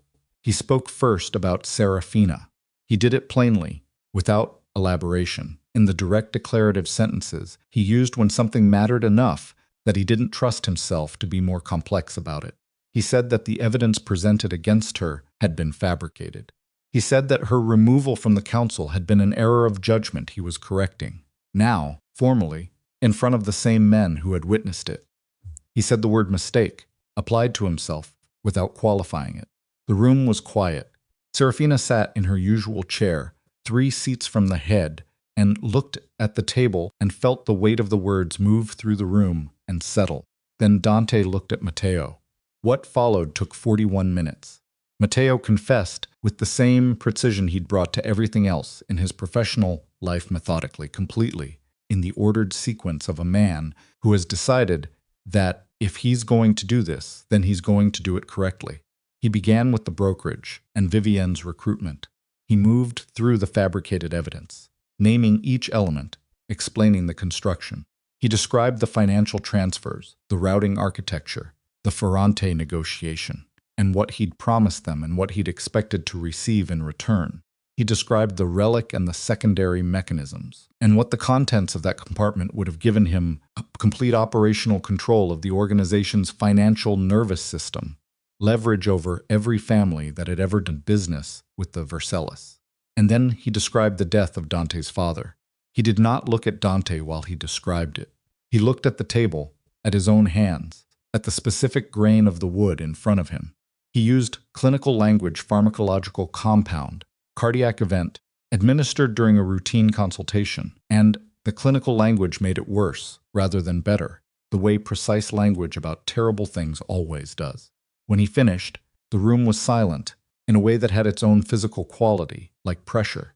Dante had not moved during any of it. He stood at the head of the table with his hands flat on the surface, and his face controlled to the point of blankness. And when Matteo finished, Dante stayed that way for another 30 seconds, long enough that several of the younger lieutenants shifted uncomfortably. Then he said, "Federal agents will be here at 10:30. You'll go with them." Matteo nodded.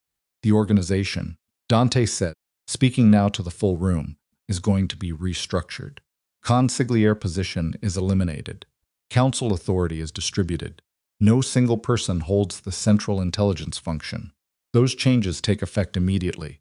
He looked around the table at Salvatore, whose expression was the careful blankness of a man, recalibrating survival odds in real time, at the younger lieutenants, who were absorbing the morning, with the particular focused attention of people who have realized they are watching history and will be asked to account for what they do next. Anyone who has questions about what that means for their position can speak to me individually. Anyone who isn't comfortable with the new structure can leave cleanly today with what's owed to them. There will be no penalty for leaving. He paused. There will be consequences for staying and working against it, he said. You all know what those consequences look like. He sat down. The federal agents arrived at 10:23. Serafina watched from the hall as Matteo Vane walked out of the Belladonna estate for the last time.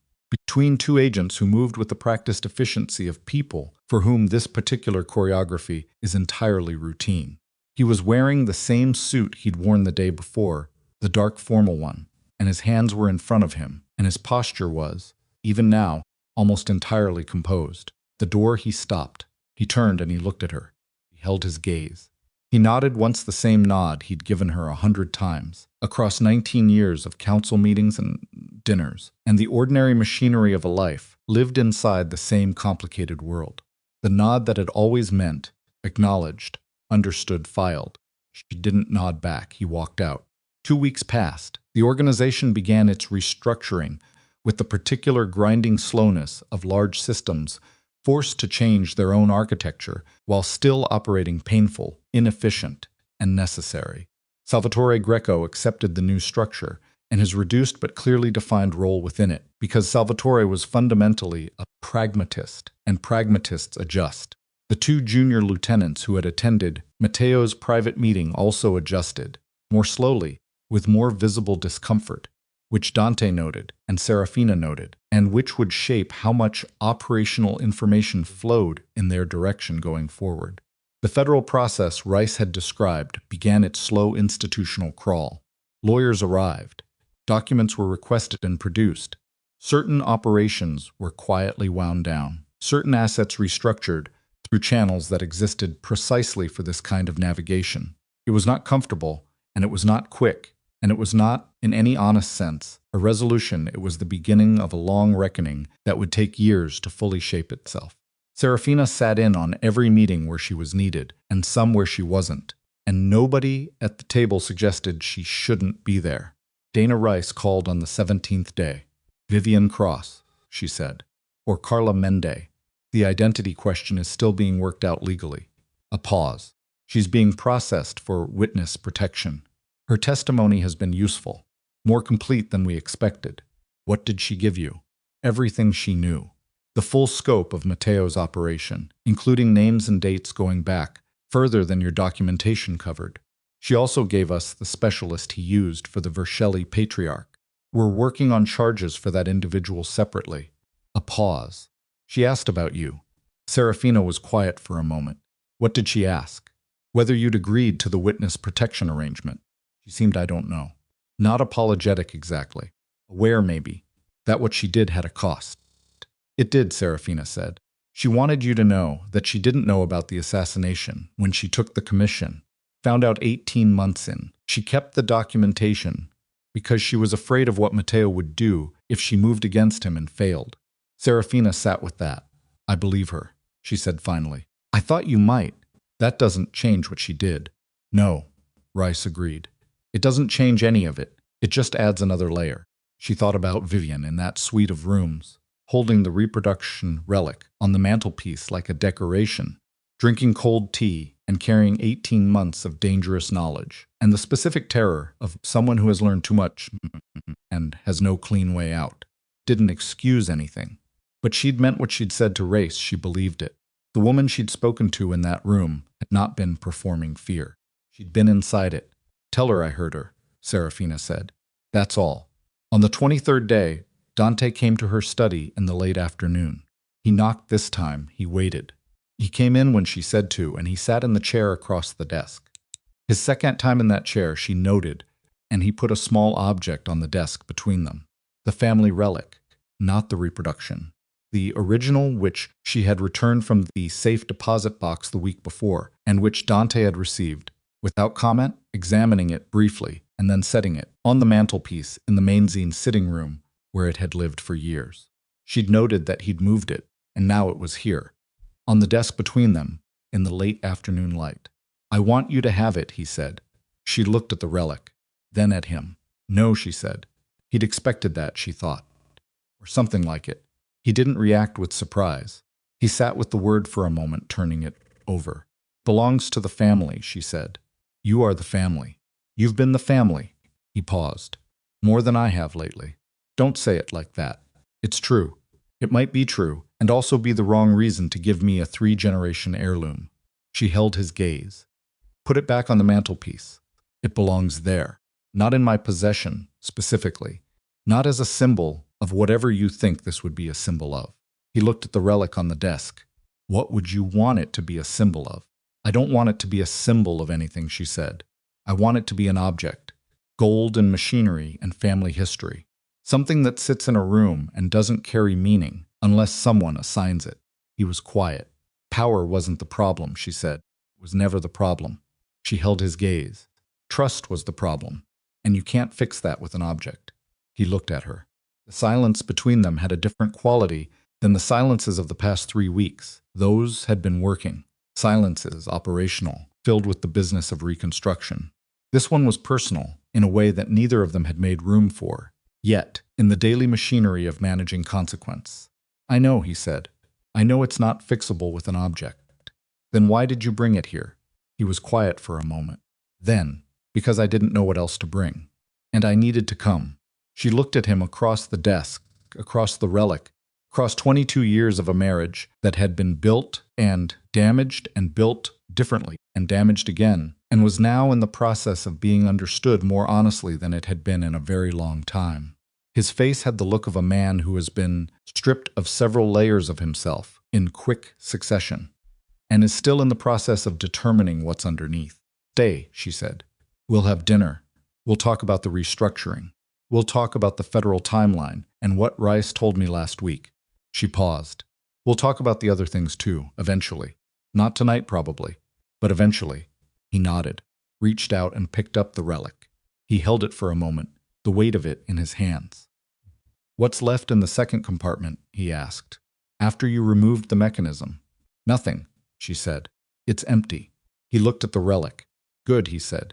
And he meant it. And she knew he meant it, the relief of a man who has realized that the things he spent years protecting were never actually inside any object, never containable in gold or mechanism or inherited symbol, but were instead the accumulated result of choices made and unmade in rooms like this one, between people like them, over years that couldn't be undone but might, with enough patience and enough honesty, be moved through.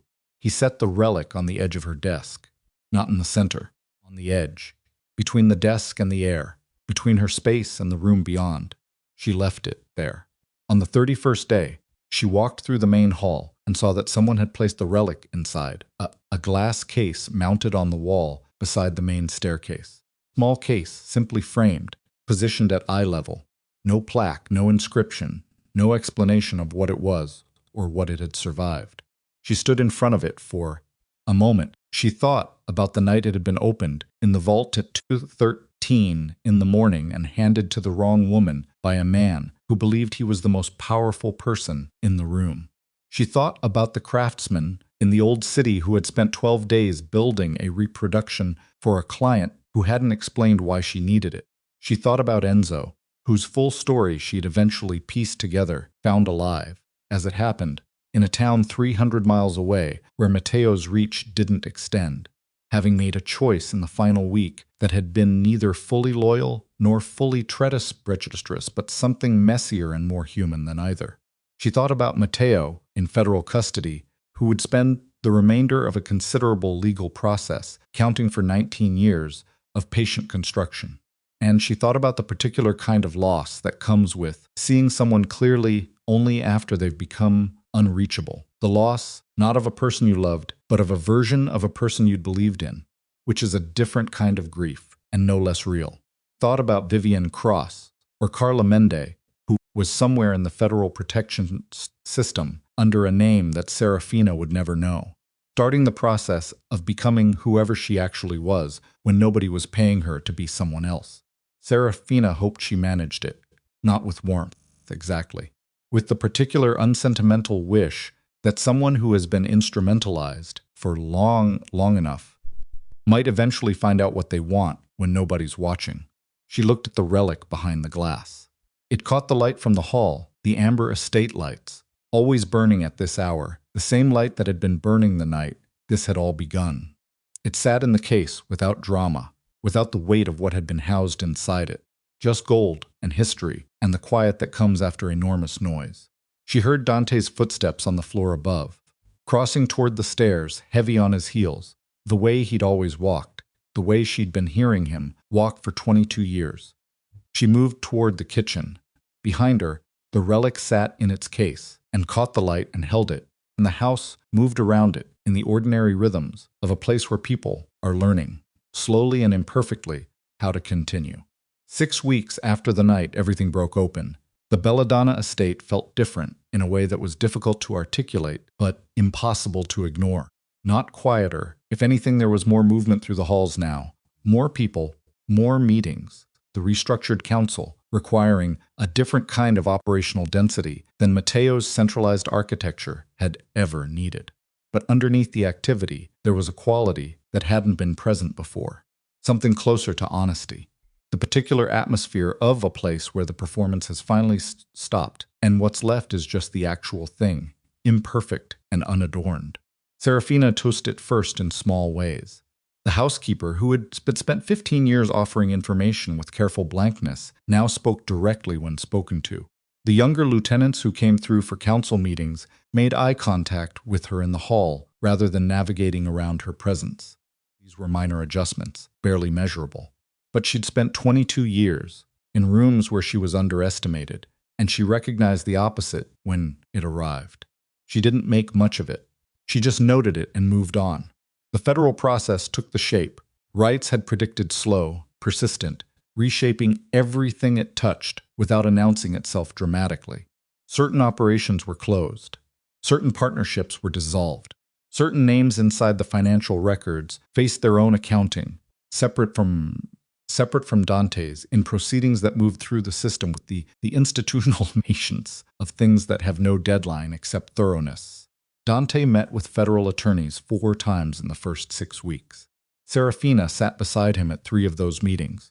Not as counsel, she was careful about that distinction, but as the person who had built the documentation and therefore understood its architecture better than anyone in the room, including the attorneys who had spent 2 weeks reviewing it. After the 3rd meeting, driving back along the long route she'd always used for thinking, Dante said, "You knew this is what complete meant.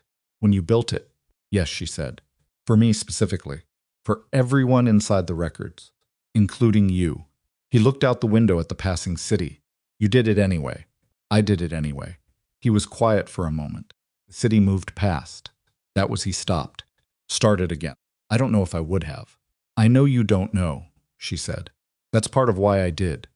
He looked at her then, a long sideways look that held more than it could express. Then he looked back at the window. They drove the rest of the way, in silence, and the silence was not uncomfortable, which was itself a kind of progress.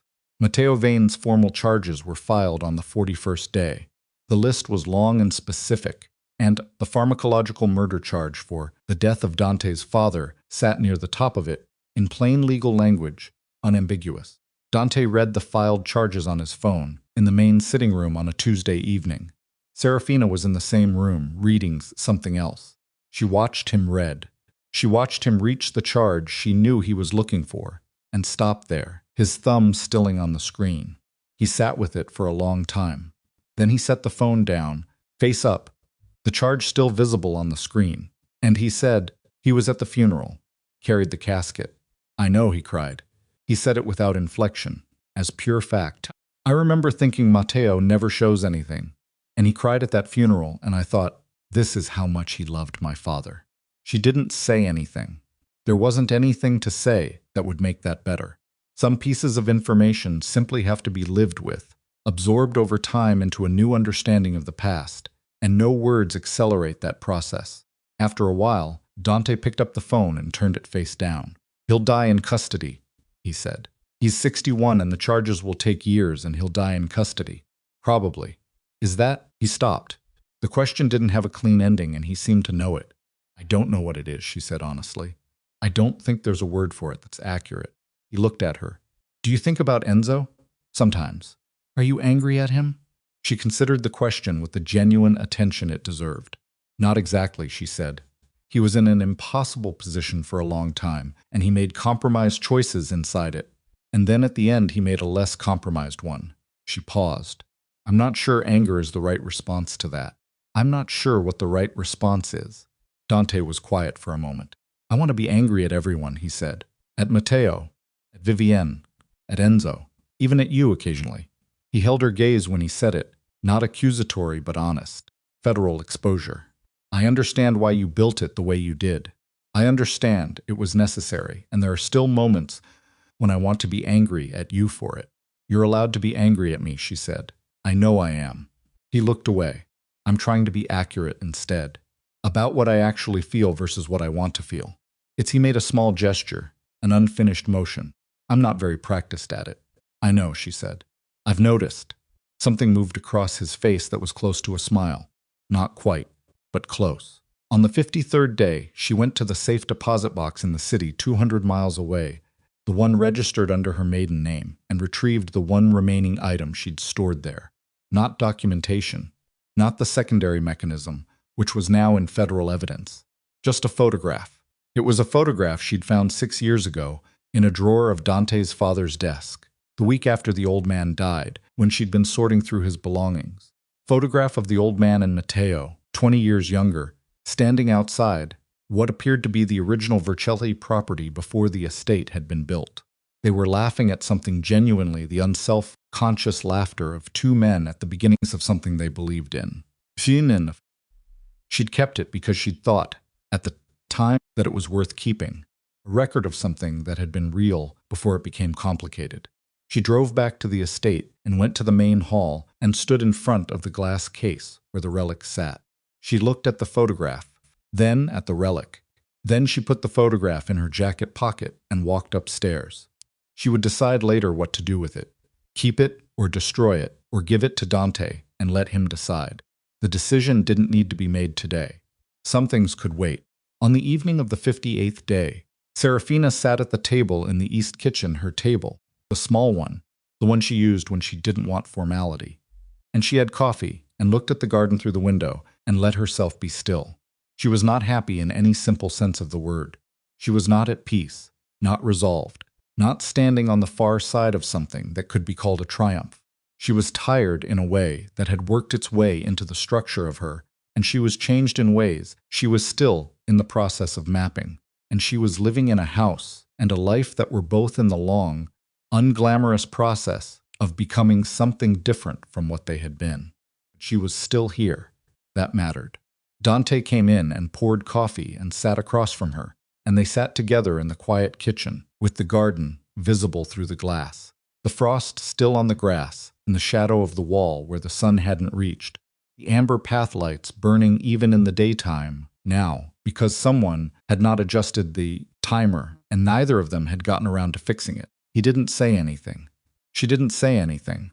After a while, he reached across the table and put his hand over hers briefly, one moment, and then pulled it back and picked up his coffee and looked at the garden. She looked at the garden too. Outside, the frost was already melting. Where the sun had finally reached it, the line between frozen and thawed, moving slowly across the grass, unhurried, the way real change always moves. Not dramatic, not announced, just the quiet shift from one state to the next, and then whatever comes after that. She picked up her coffee. The house moved around them in its ordinary rhythms, and the garden held its ordinary light, and the relic sat in its case in the hall, catching whatever came its way.